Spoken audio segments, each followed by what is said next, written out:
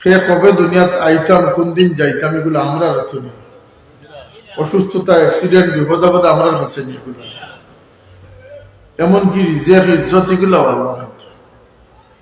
চাইলেও টেকা দিয়ে ইজ্জত কিনা যায় না। ইজ্জত বেইজ্জত আল্লাহ ফরমান, যেটা আমার কাছে। তুইজ্জু মান তাশাউ ওয়া তুযিল্লু মান তাশাউ বিয়াদিকাল খায়র। আর আমরা যে আল্লাহর উপরে ঈমান আনছি, ঈমানের একটা অংশ হইল কি আমরা তাকদীরের উপরে ঈমান আনছি। সন্তুষ্টতা হইন, তারা আল্লাহ বড় খুশি। আলহামদুলিল্লাহ আলা কুল্লি হাল। সর্বাবস্থায় যে যেভাবে আসি, যখন যেভাবে আল্লাহ রাখেন, তখন এটার উপরে আমরা খুশি থাকি। যদি বেমার অবস্থায় কোনো মানুষ খুশি থাকে, তো যতদিন তার সর্দি জ্বরে আক্রান্ত থাকবো বা এই ধরনের রোগ সুখ যেগুলো আছে, এই রোগগুলা যতদিন তার মধ্যে থাকবো, ততদিন তার গুণা জড়তে থাকবো, শেষ পর্যন্ত সে নিষ্পাপ হবে।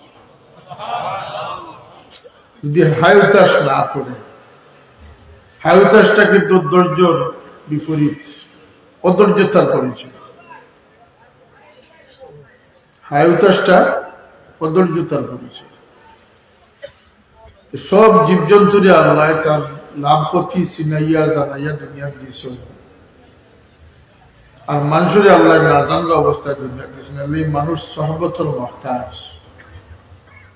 মানুষ হইতে হইলে মানুষের খান্দাত যাওয়া লাগবে। পশুর খান্দাত গেলে মানুষ হইতে পারত। ওদের সাদ্দাত হয়ে বাঘর দুধ হইয়া বড় হয়েছে, বাঘিনীর দুধ হয়েছে। এর মাঝে এর লাগি তার কাছে বাঘর একটা মিজাজ আছিল, একটা প্রভাব আছিল।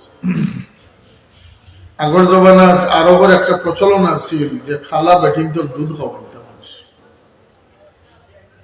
জন্মর পরে দুধ খাইবার লাগে দুধ মার এত সফুট বড় হইতো, সেখানে ওদের দুধের একটা এফেক্ট আছে, দুধের একটা রিফ্লেকশন আছে। খালা চৌগালা বেটিনটোর দুধ খাইলে বাচ্চাদের চোখ খালা। প্রত্যেক বাচ্চার সন্তানের চেহারার মাঝে তার মার একটা প্রভাব থাকে। এটা হইল চকুদ এবং তার চেহারার সামলার মধ্যে থাকে। নাকি তা আমরা কি তা লাভারিস নি? নাকি আমরা দুনিয়াতে আইসি মা বাপর মাধ্যমে আইসি না? আমরা দুনিয়া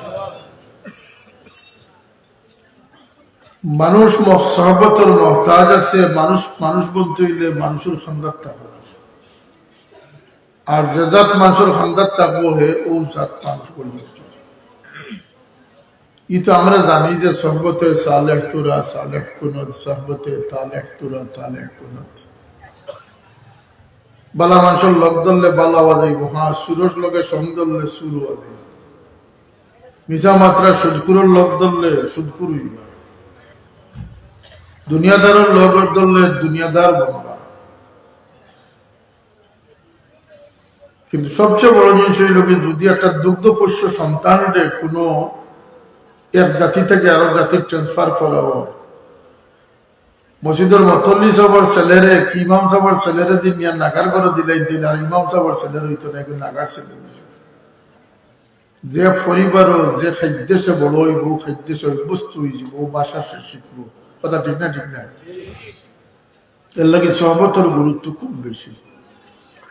হুজুরে পাক সাল্লাল্লাহু আলাইহি ওয়াসাল্লামের সহবত হাসিল করছিল সাহাবায়ে কেরাম। এই জিন্দগি আছে 23 বছরের জিন্দগি, এলানে নবুয়ত থেকে লইয়া ওফাত পর্যন্ত, রহলত পর্যন্ত। এই সময়ের ভিতরে যে সব সাহাবী যে 23 বছর একাধারে আসলে ইলাম না, কেউ 10 দিনও লাগিয়ে আসলা, কেউ 1 বছর লাগিয়ে আসলা, কেউ 5 বছর লাগিয়ে আসলা। কোন সাহাবী